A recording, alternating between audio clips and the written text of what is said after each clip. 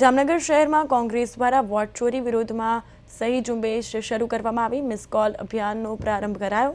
કોંગ્રેસની ઝુંબેશમાં કોંગ્રેસ નેતા વિક્રમ માડમ પણ જોડાયા। કોંગ્રેસ શહેર તેમજ કોંગ્રેસ દ્વારા વોર્ડ વાઇઝ જનજાગૃતિ અભિયાન શરૂ કરાયું છે।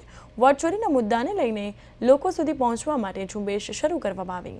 અહીં ઝુંબેશ જે છે તે 10 ઓક્ટોબર સુધી શહેરના તમામ વોર્ડમાં ચાલુ રહેશે તેવી વિગતો પણ સામે આવી।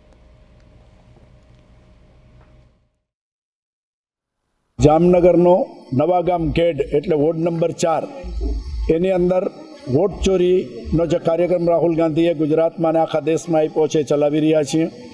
આપની સમક્ષ ઘણા મતદારો અત્યારે અમારી પાસે આવે છે। એમાંના એક મતદાર જેમનું નામ છે કનકસિંહ નટુભા ઝાલા, એમને અમને વાત કરી અને એ તમારી બાજુમાં જ છે, હમણાં એ પણ ઇન્ટરવ્યૂ આપશે। એમનું ચૂંટણી કાર્ડ એમની પાસે છે। એમને 4 ચૂંટણી પહેલાં મતદાન કર્યું હતું। એમને પૂછવામાં આવ્યું કોઈએ કે તમે કેને મત આપ્યો? નિખાલસ વ્યક્તિ છે, મોટી ઉંમરની વ્યક્તિ છે। એમને કીધું મેં કોંગ્રેસને વોટ આપ્યો। 4 ચૂંટણીથી એમનું મતદાર યાદીમાંથી નામ જ ગાયબ થઈ ગયું।